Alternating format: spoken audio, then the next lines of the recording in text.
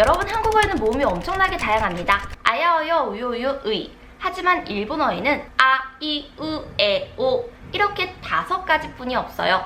이렇다 보니까 일본 사람들이 한국어 발음을 할 때 뭔가 살짝 부족한데? 라는 인상을 받곤 하는데요. 제 친구 중에 성씨가 정씨인 친구가 있어요. 이 친구가 일본에 와서 통장 개설을 해야 되잖아요.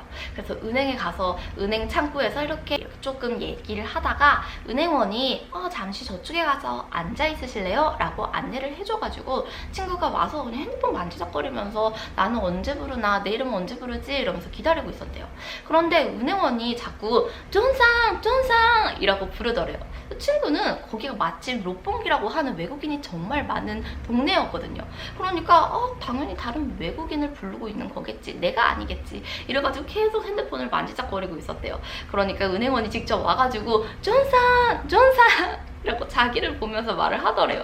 이때 이 친구가 나 부른 거였어?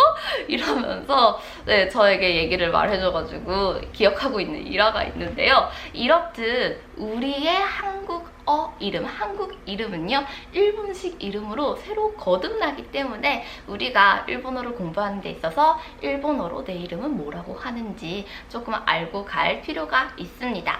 그래서 오늘은 내 이름을 일본어로 할 때 어떻게 부르는지에 대해서 알아볼 건데요.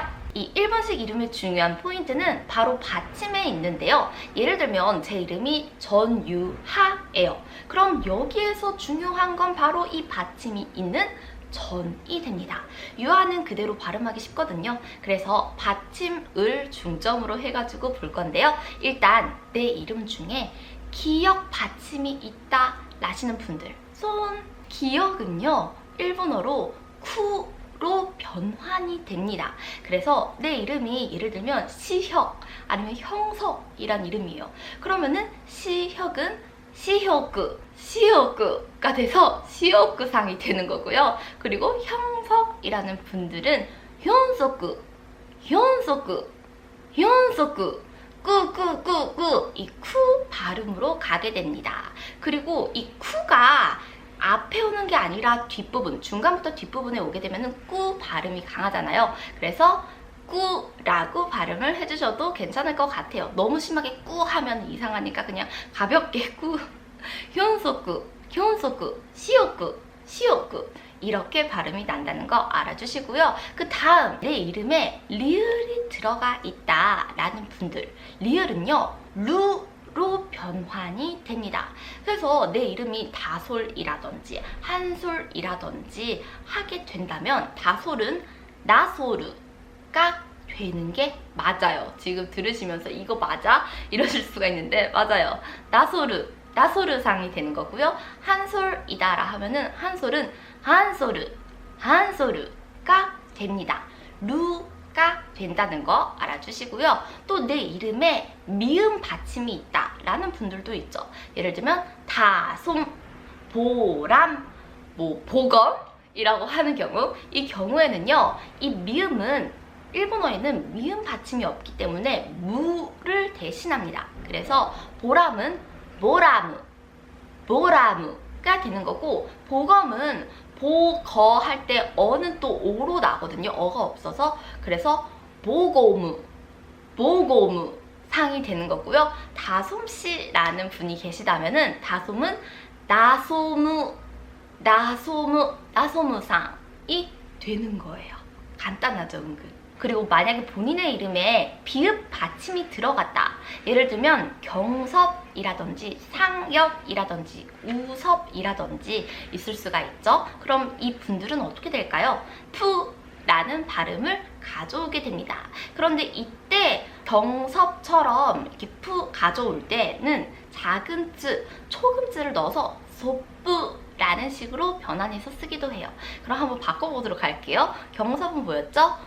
경소뿌 혹은 쿄이라고 가져오기도 해요. 그래서 경소뿌가 된다든지, 우섭이다 이러면은 우소뿌, 상엽이다 이러면 상엽뿌 이런 식으로 뿌 라는 발음을 가져오게 됩니다. 그리고 내 이름에 이응이나 니은의 받침이 온다 라는 경우, 이 이응과 니은은 일본어에서 응이라는 글자로 대체해서 표기를 합니다. 그래서 이 응의 발음법을 알아야 하는데 하필 이 응이 발음법이 조금 다양합니다. 어려울 수도 있지만 주의 깊게 봐야죠. 내 이름인데, 아주 중요한 이름인데. 은지, 그리고 현주, 끝에 니은이 있는 게 아니라 앞에 있죠. 이 경우, 뒤에 있는 이름이 사자타다 나라행의 글자가 왔다. 그러면 니은 받침 그대로 가는 거예요. 그런데 이게 아니라 카가 야와 라와 행이 왔다 이러면 이응으로 가져오셔야 됩니다. 그래서 은지라는 경우에는 운지, 운지가 되는 거예요. 제 이름은 이은지예요. 이러면 이운지, 이운지 데스가 되는 거고요. 현주가 되면 현주, 현주, 이현주예요. 이러면 이현주 데스, 이현주 데스가 되는 겁니다. 그런데 예를 들면 영경 아니면 영애라는 이름이 있다고 해요. 그러면 영경은 연, 우리 말로 했을 때는 연경이라서 니은이잖아요. 근데 이응이 돼야 돼. 그래서 용경, 용경, 용경이 되거나 영애는 용애, 용애, 용애라고 발음을 가져가게 됩니다. 여기까지는 살짝 어려워요. 그런데 내 이름이 이응과 니은의 받침이 있는데 가장 끝에 온다, 가장 끝 글자로 온다 라고 하는 경우, 이 경우는 간단합니다. 그냥 무조건 이응을 넣으시면 돼요. 이응을 넣어서 하는데 문제가 하나 생겨요. 뭐냐? 우리 말로는 지연과 지영이 그리고 지용이는 다 다르잖아요. 그런데 일본에서는 이게 구분이 안 됩니다. 실제로 일본 사람들이 지연, 지영, 지용을 들어도 구분하기가 웬만해서는 힘들다고 해요. 그냥 다 똑같이 지용이 되는 거예요. 지용. 우리의 지연은 지용이 되고 지영도 지용이 되고 지용도 지용이 됩니다. 이거는 내 일본식 발음으로 할 때 어쩔 수 없는 것 같습니다. 만약에 김연아처럼 연아라든지 민희라든지 아니면 또 뭐가 있을까? 아는 언니 중에 이름이 은혜라는 언니가 있었어. 근데 이런 경우, 즉 연음이 들어가는 경우에는요, 살짝 더 쉬운 발음으로 바꿔서 선택적으로 이름을 쓰곤 합니다. 김연아 선수의 경우는요, 일본에서 요나짱이라고 불렸었는데요, 원래 연아기 때문에 용아 라고도 할 수는 있죠. 그렇지만 발음이 힘들잖아요. 그래서 이 발음을 연음에 맞춰서 바꿔서 요나, 연아에서 와서 요나, 김우요나 라고 이렇게 가져온다든지, 또 민희 같은 경우에는 미니라고 발음이 나곤 하잖아요. 그래서 그대로 그냥 미니라고 바꾸는 거예요.